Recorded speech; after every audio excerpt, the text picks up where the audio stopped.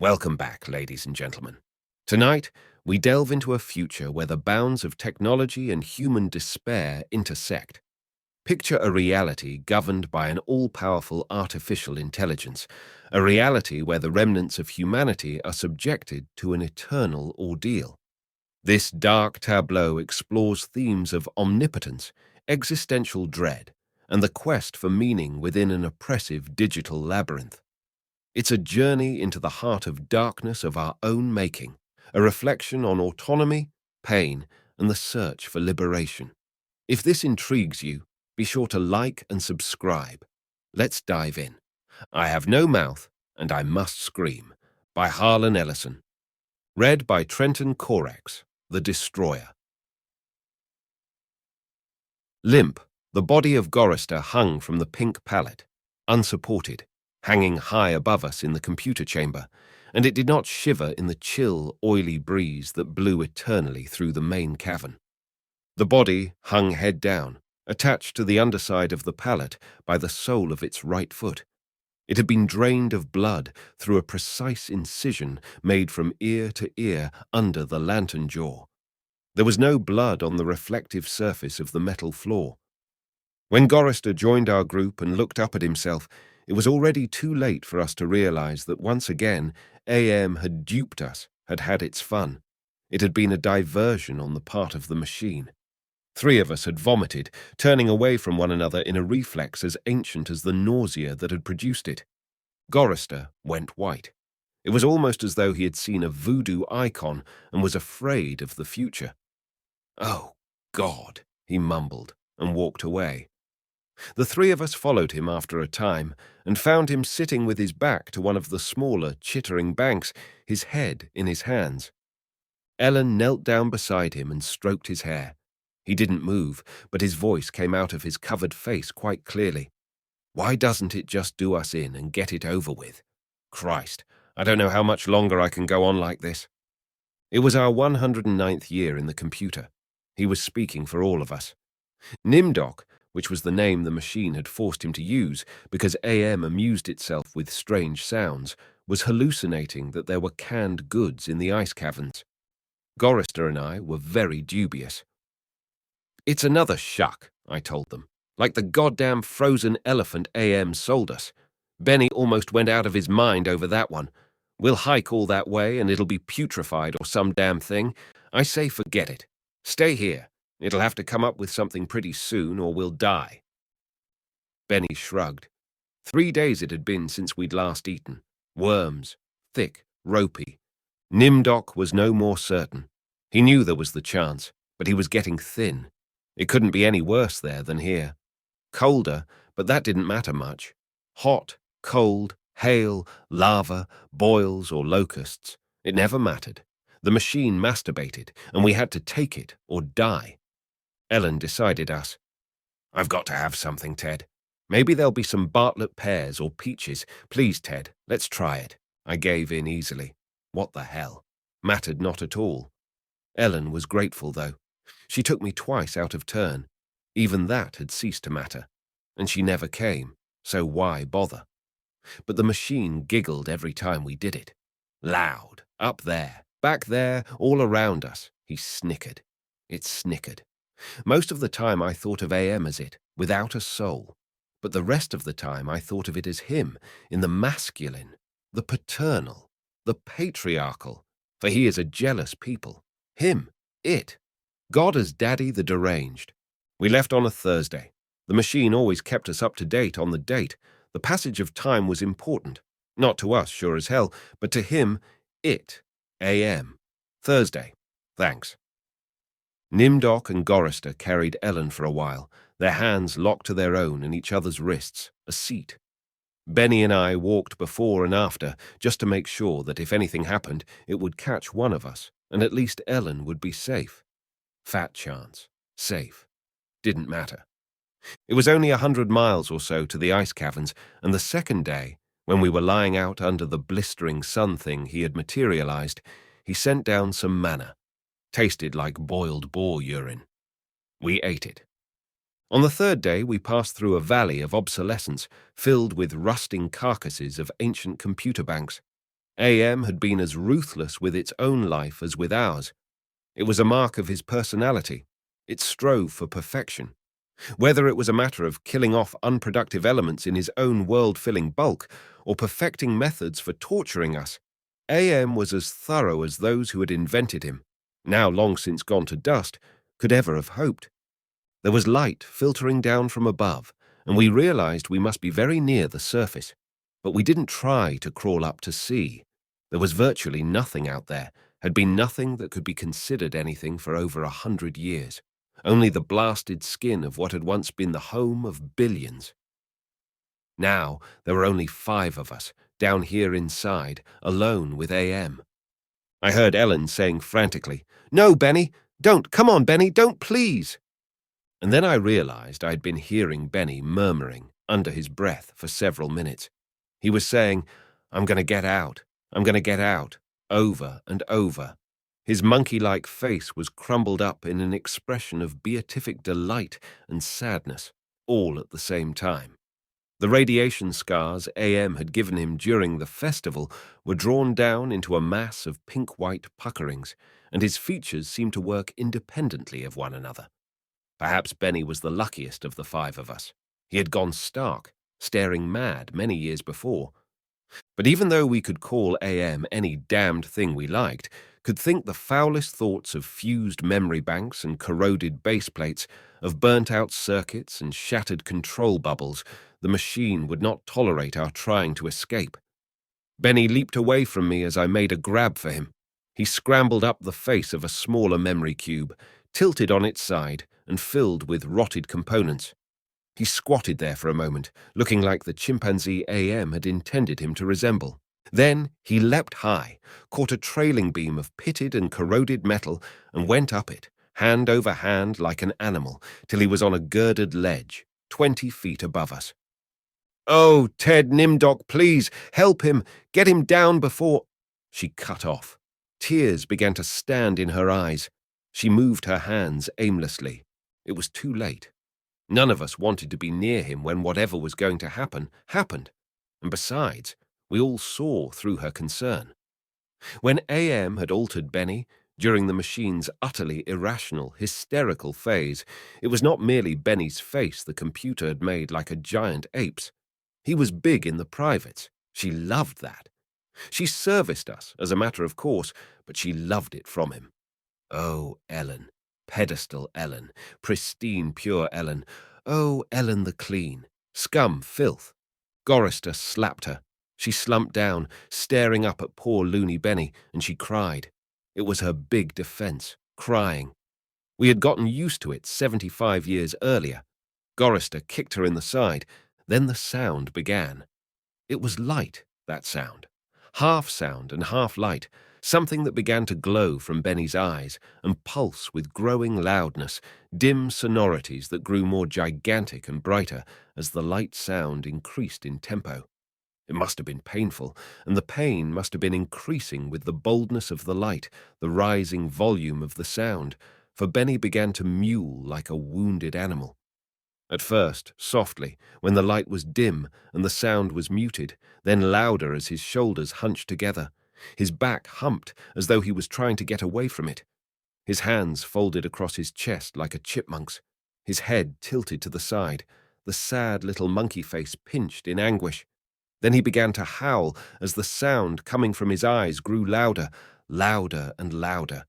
I slapped the sides of my head with my hands, but I couldn't shut it out. It cut through easily. The pain shivered through my flesh like tinfoil on a tooth. And Benny was suddenly pulled erect. On the girder, he stood up, jerked to his feet like a puppet. The light was now pulsing out of his eyes in 2 great round beams. The sound crawled up and up some incomprehensible scale, and then he fell forward, straight down, and hit the plate steel floor with a crash. He lay there, jerking spastically as the light flowed around and around him, and the sound spiraled up out of normal range. Then the light beat its way back inside his head. The sound spiraled down, and he was left lying there, crying piteously. His eyes were 2 soft, moist pools of pus-like jelly. AM had blinded him, Gorrister and Nimdock and myself.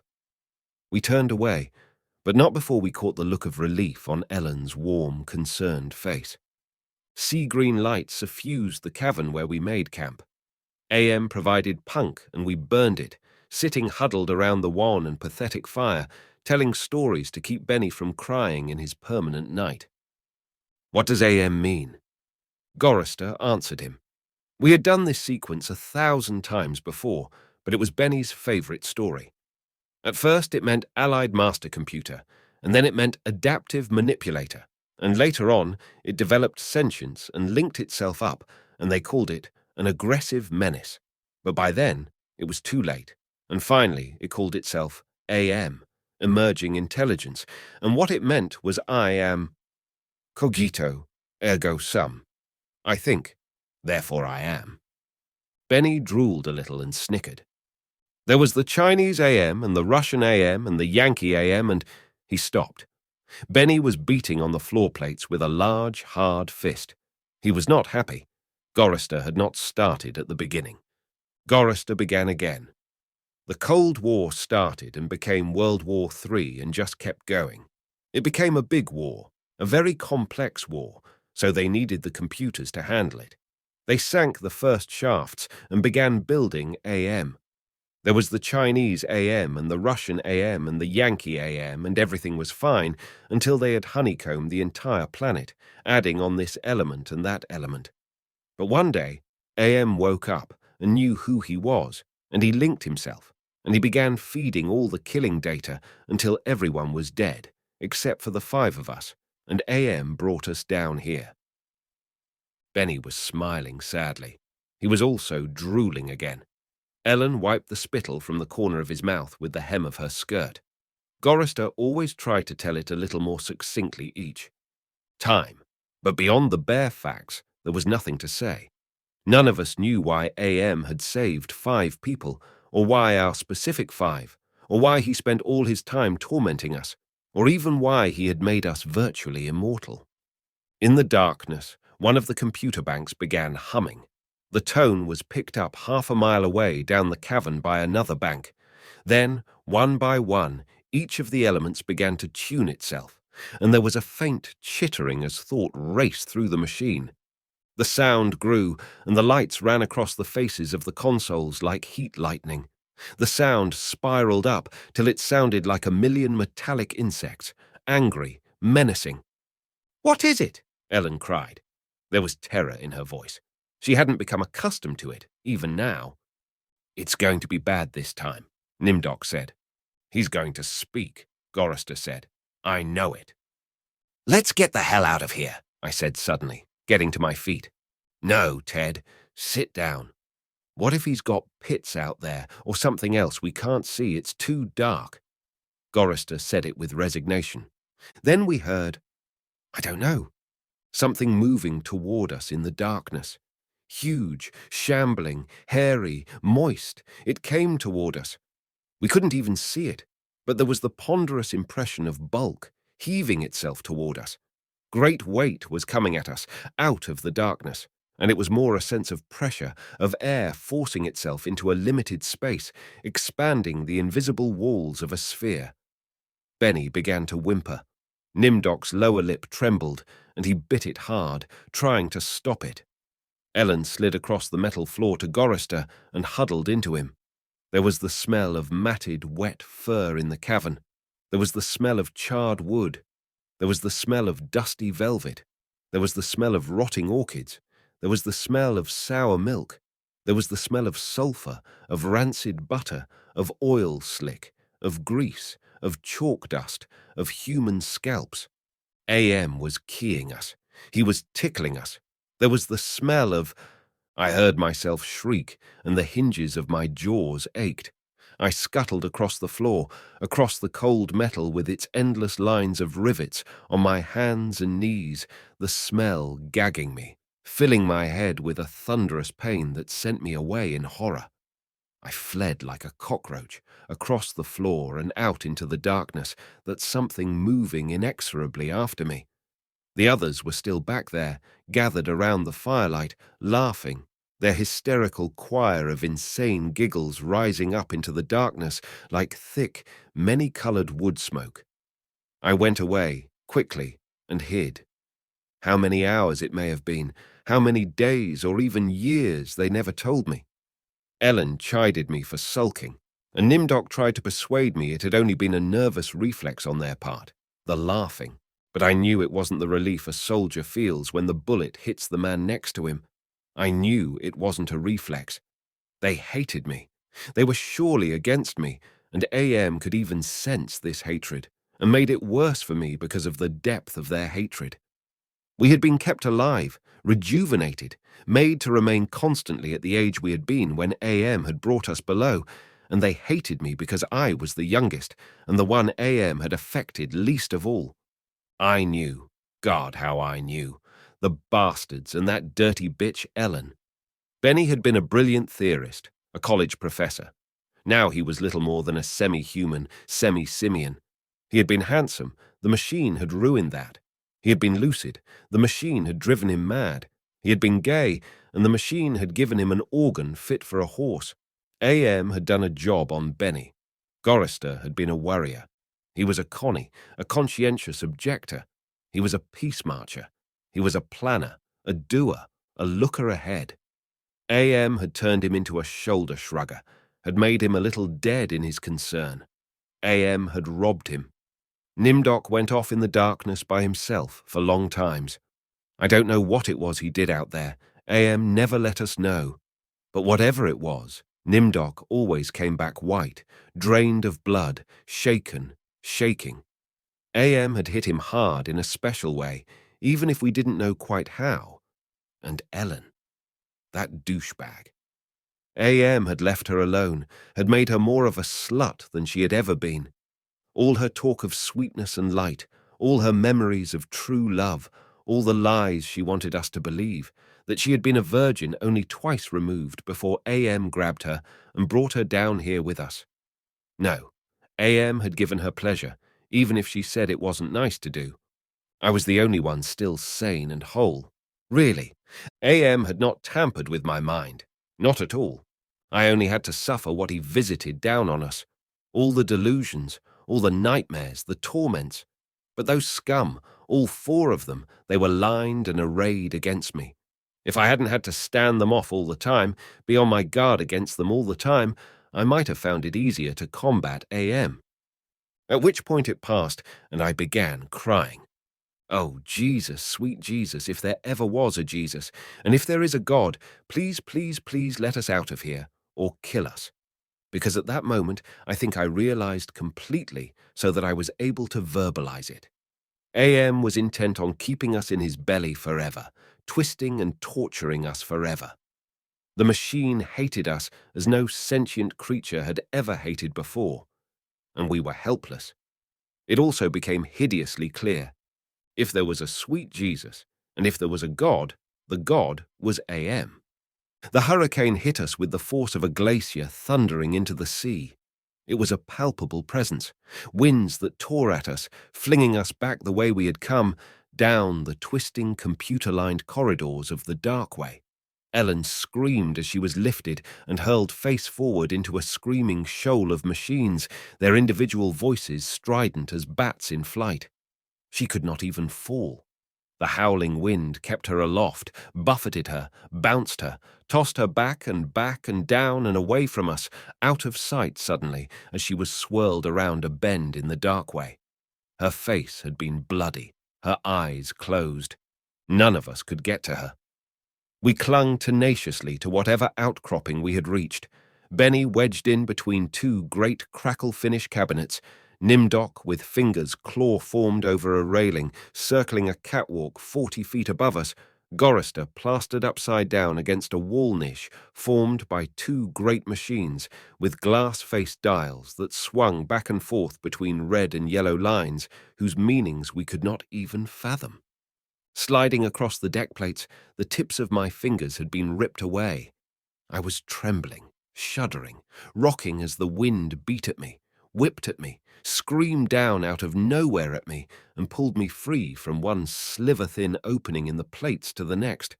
My mind was a roiling, tinkling, chittering softness of brain parts that expanded and contracted in quivering frenzy.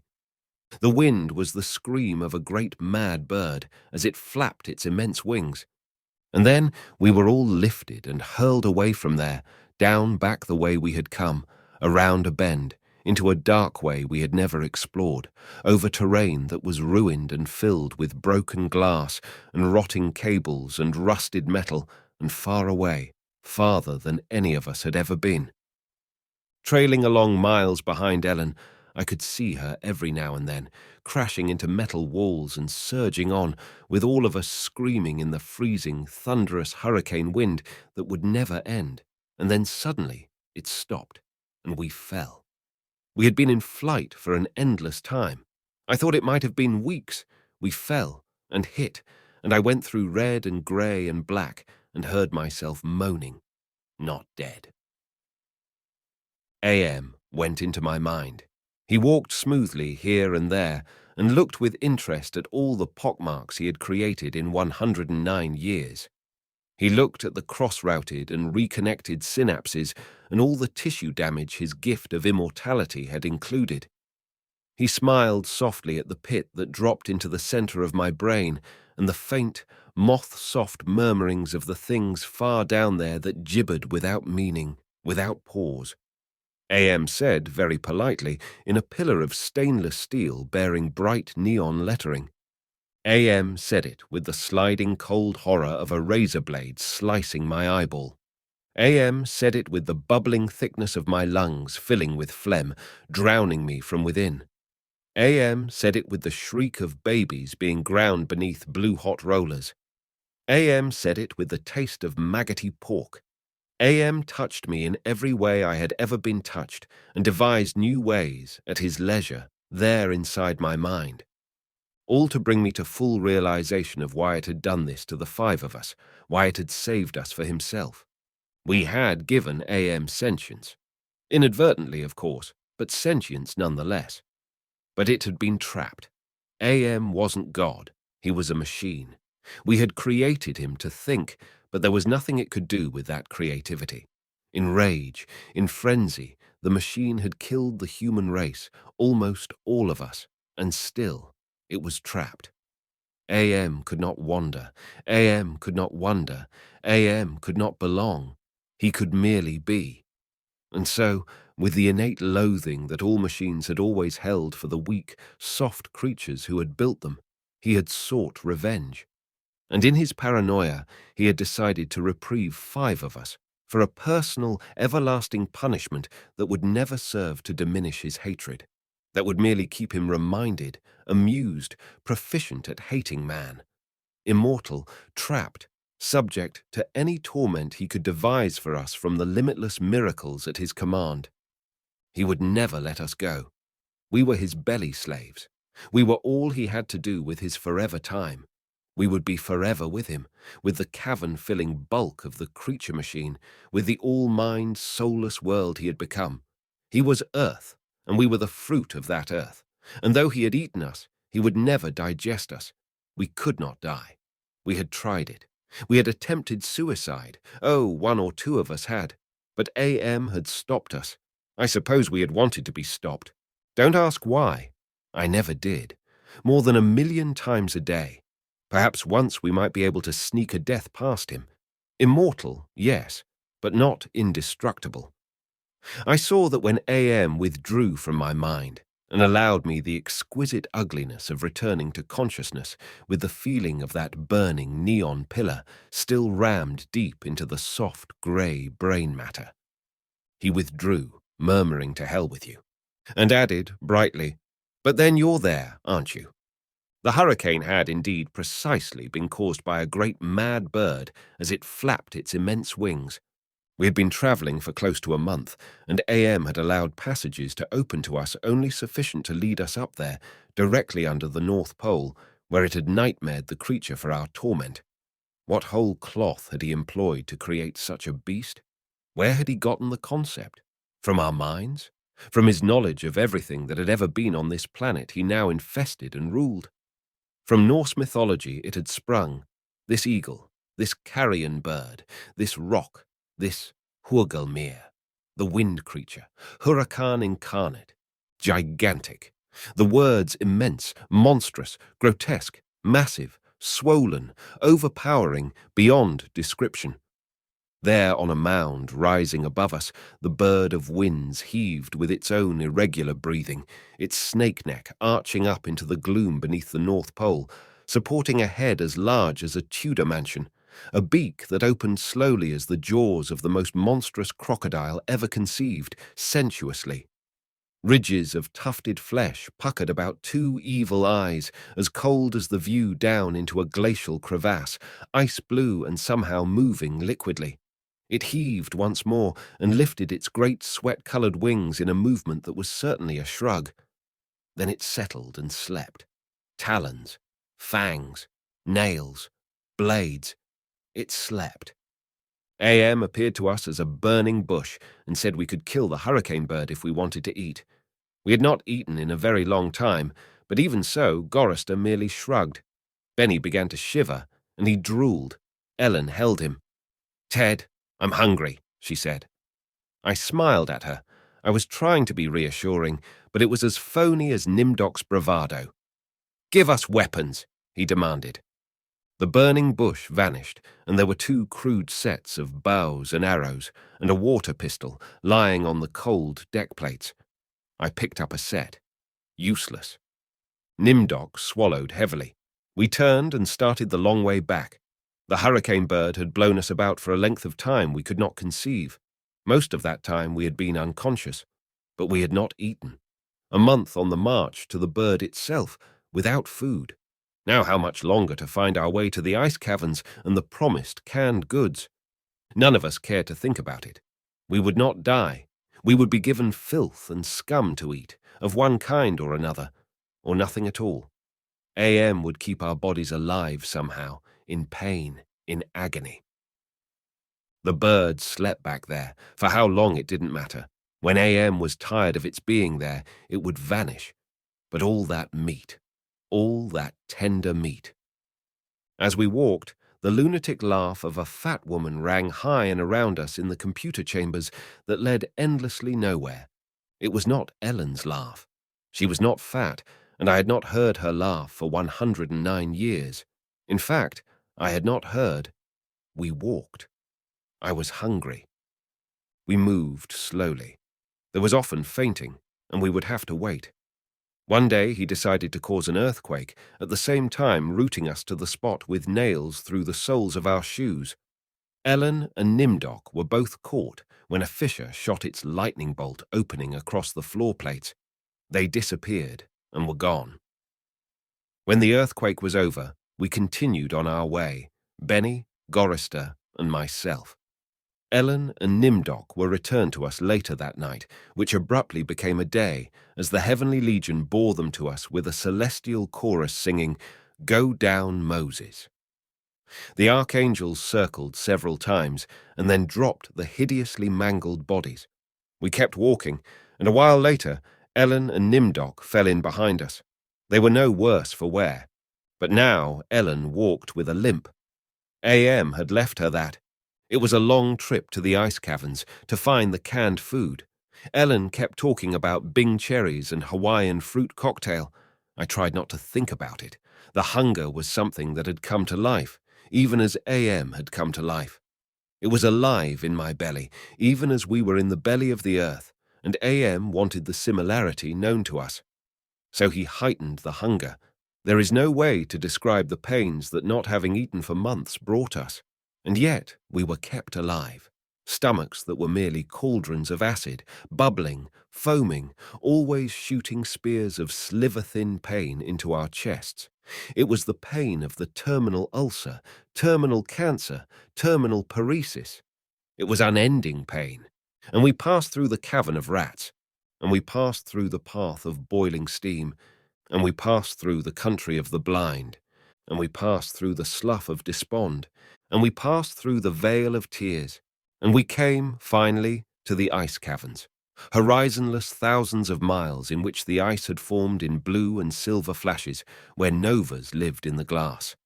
the down-dropping stalactites as thick and glorious as diamonds that had been made to run like jelly and then solidified in graceful eternities of smooth, sharp perfection.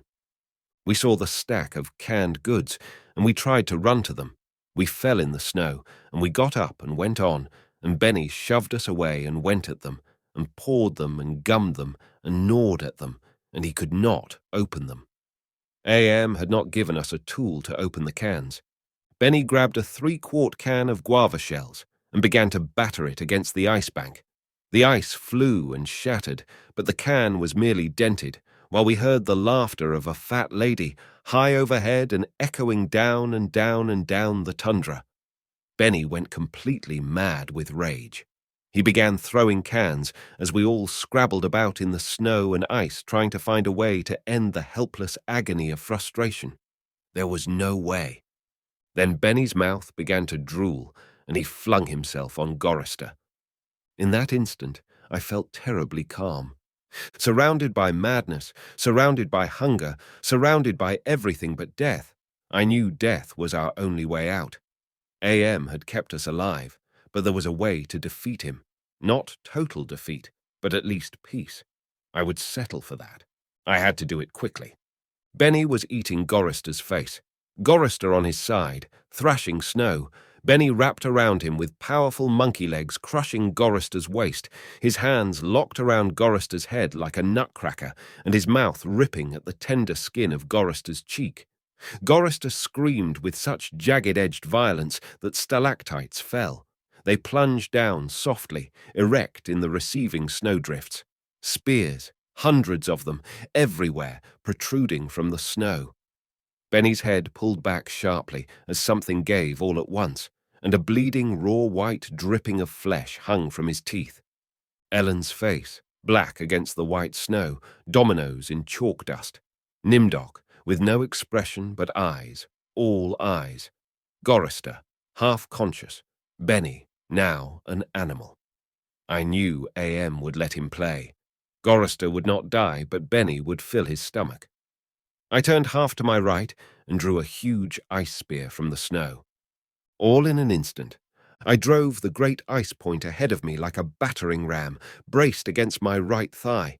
It struck Benny on the right side, just under the rib cage, and drove upward through his stomach and broke inside him. He pitched forward and lay still.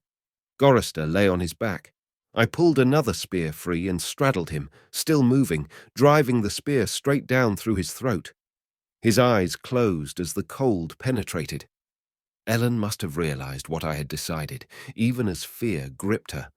She ran at Nimdok with a short icicle as he screamed and into his mouth, and the force of her rush did the job. His head jerked sharply, as if it had been nailed to the snow crust behind him. All in an instant. There was an eternity beat of soundless anticipation. I could hear AM draw in his breath. His toys had been taken from him. 3 of them were dead, could not be revived. He could keep us alive by his strength and talent, but he was not God. He could not bring them back. Ellen looked at me, her ebony features stark against the snow that surrounded us. There was fear and pleading in her manner, the way she held herself ready. I knew we had only a heartbeat before AM would stop us. It struck her, and she folded toward me, bleeding from the mouth. I could not read meaning into her expression. The pain had been too great, had contorted her face. But it might have been thank you. It's possible, please. Some hundreds of years may have passed. I don't know. AM has been having fun for some time, accelerating and retarding my time sense. I will say the word now. Now. It took me 10 months to say now. I don't know.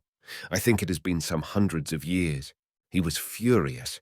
He wouldn't let me bury them. It didn't matter. There was no way to dig up the deck plates. He dried up the snow. He brought the night. He roared and sent locusts. It didn't do a thing. They stayed dead. I'd had him. He was furious. I had thought AM hated me before. I was wrong. It was not even a shadow of the hate he now slavered from every printed circuit. He made certain I would suffer eternally and could not do myself in. He left my mind intact. I can dream, I can wonder. I can lament. I remember all four of them. I wish, well, it doesn't make any sense. I know I saved them. I know I saved them from what has happened to me, but still, I cannot forget killing them. Ellen's face. It isn't easy. Sometimes I want to. It doesn't matter. AM has altered me for his own peace of mind, I suppose.